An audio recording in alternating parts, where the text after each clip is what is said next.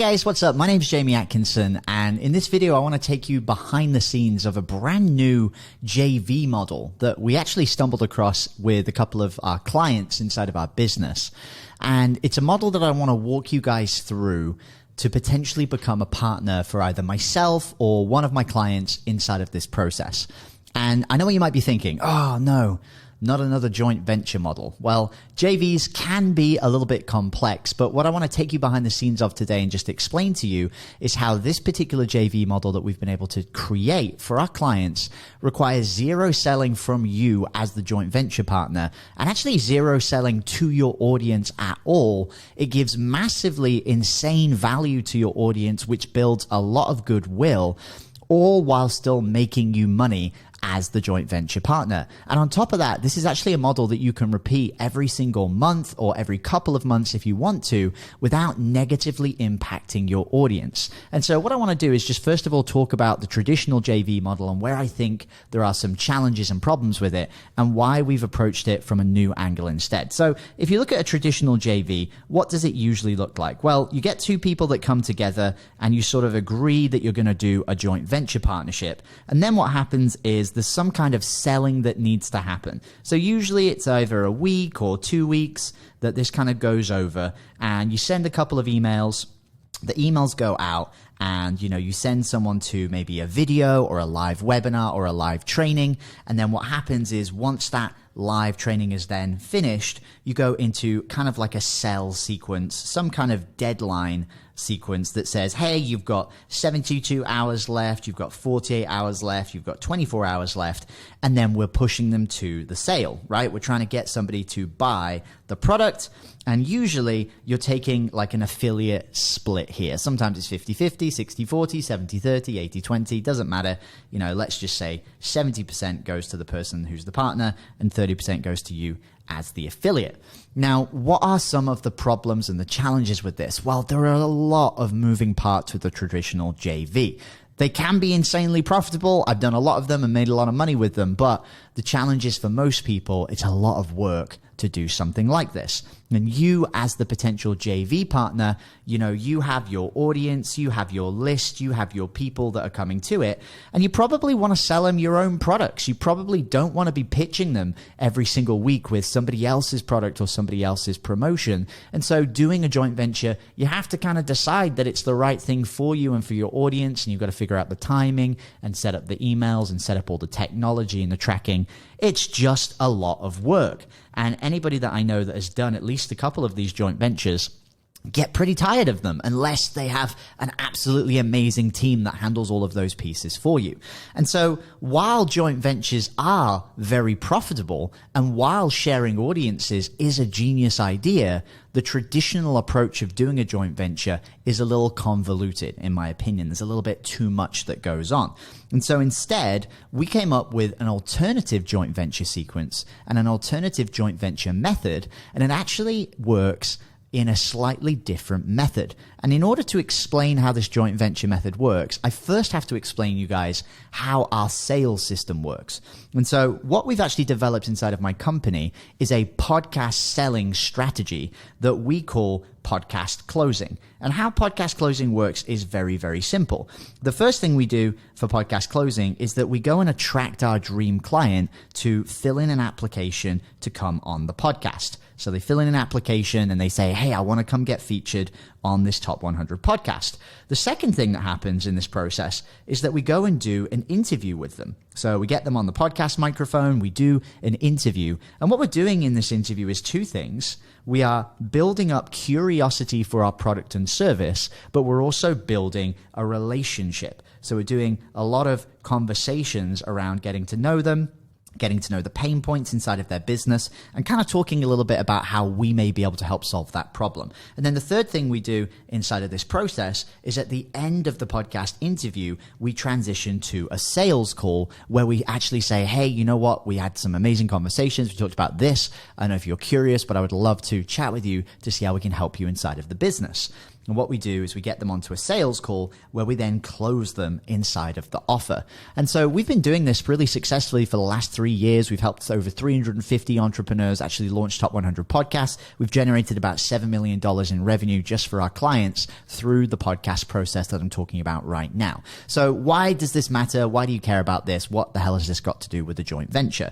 Well, me and a lot of my clients are going out there and we are doing this process right now, and it's working very, very successfully. To give you an example, this is one of my clients today. It is, I think, July the 28th. And this is just the numbers from the last couple of days from one of my clients that does podcast closing. And you can see up here, he's done around about 11 interviews that got booked. 10 of them actually showed up. And out of the people that showed up, he was able to book 8 sales calls for his sales team from this. This is just kind of a live example from Brian. He is one of the podcast closers for one of my clients, John North, who runs a company called Evolvepreneur. And so what's happening is every single day, we are getting podcast interviews that get booked. And so we have new interviews that get booked in, and we are turning those interviews into sales calls. Now, this is great because we're able to actually use a podcast to generate a lot of sales inside of the business. But one thing that we need more of is we need more leads. We need more people to talk about. And so what we do is we do a joint venture partnership where we plug in a JV to the front end of this interview funnel, and we get more interviews coming in via the joint venture partner. And so what this looks like from a JV perspective is that we say, hey, okay, let's do a JV. And so we go in and we say, and we agree as both parties, we say, yeah, let's do a JV. This sounds like fun. And the next thing that happens is that we just get you to send a couple of emails to your list. So let's say there's about 3 to 5 emails that go out. And all the emails say is, hey, my friend has a Top 100 podcast and he wants to interview you. And so the offer for the joint venture is very simple. We go out and offer for free to your audience to say, hey, would you like to come onto my friend Jamie's podcast? He has a Top 100 podcast. Right now, he's got 10 available spots, and he would like to give 10 of those spots to you guys on this email list because we have a relationship. And so what happens is we're able to, first of all, get a lot of people interested into this offer because the offer is massively valuable. Imagine going out and saying to somebody, hey, do you want to get onto a sales call? Quite low offer, quite salesy to your list. Instead, what we're saying is, hey, here's something that I've got as a value add. I was able to go and talk to my friend, and I've actually got him to allow us to feature you guys onto the podcast. And just so you guys know, this isn't fake bullshit scarcity or urgency. Our average client has around about 400 plus applications that are coming in every single month to come onto the podcast, sometimes a lot more than that. And they can only do a certain amount of application, of actual podcast interviews.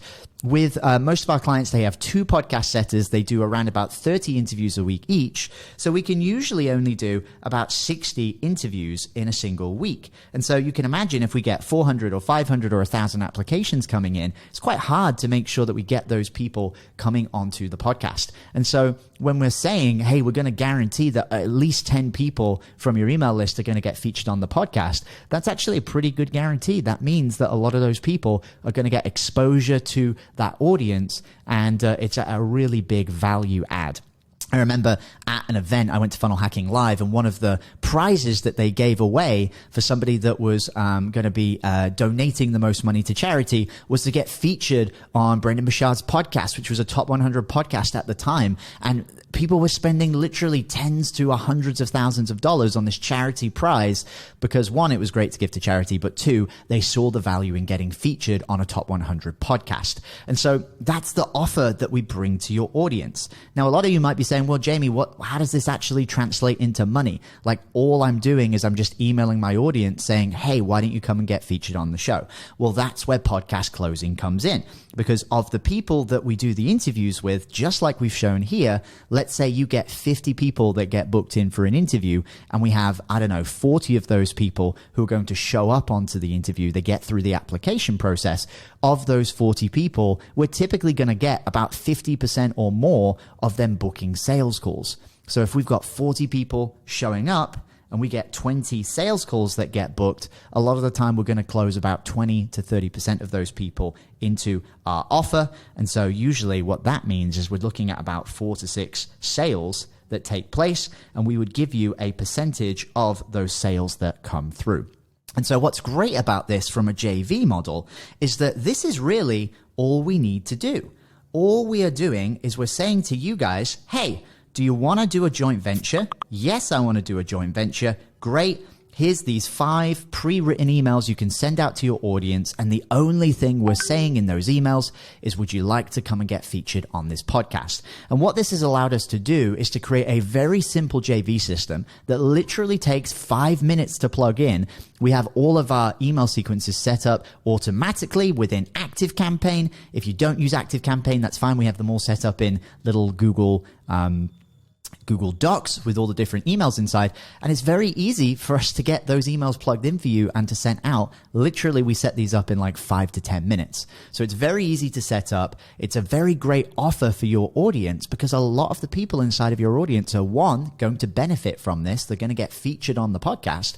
But 2, a lot of those people are going to say, yes, there's going to be a lot of applicants that come through. So for example, if you run a traditional JV, I'm just going to write traditional over here. Let's say you have an audience of 5,000 people on your email list. You might get, 200 of those people to sign up for a training to say, hey, yeah, this is great. I'm excited. I want to go do this training. If you have an audience of 5,000 people and you say, hey, who wants to get featured on a podcast? We've typically seen, and we did a test with this. One of my friends sent out an email to his audience, and it went out to 2,000 people, and he had 400 applications come in from those emails that got sent out to 2,000 people, which is crazy. That's 20% take rate, or if not higher than that, on literally just the emails that are going out there. And so if you have a list of, say, 5,000 people, it's pretty normal for us to see nearly double or even triple the amount of people actually raising their hand to say, yes, I want to go get featured on this podcast. Now, we can't interview every single one of them, but we'll go through those applications. We'll look for the very best prospects, and we will go and feature those people on the podcast and turn them into clients through our podcast closing process. And so all we're really looking for you guys to do as a joint venture partner is to go out and email your audience and ask them to be featured onto our podcast as a guest. And if it might not be my podcast, it might be one of my partners or one of our clients that's doing this process inside of their business. That's it. And after you send those emails, we're going to do our job, and we're going to do those interviews, and we're going to turn a lot of those people into clients, and we're going to pay you the commission for sending us that client in the first place. Now, the reason that I love this JV model is that it is very repeatable for you. Once we've done this once, everything's plugged in the system. You've got the emails, you've got the sequences, everything is set up. And all you would need to do is, if you wanted to do this JV affiliate partnership again, maybe in 4 weeks' time, you can do this every month if you want. Or if you say, you know what, I want to have a little bit of space, maybe I'm going to do this every 2 months or 3 months, whatever you want to do. It's very simple. You're just emailing your audience again saying, hey, what's up? Remember 2 months ago when my friend got, a bunch of you guys featured on the podcast? Well, he's opening that up again. I've got another 10 interview slots who wants to get featured. So it's a very repeatable JV system that doesn't require you to do any selling to your audience. There is no front-facing selling going on.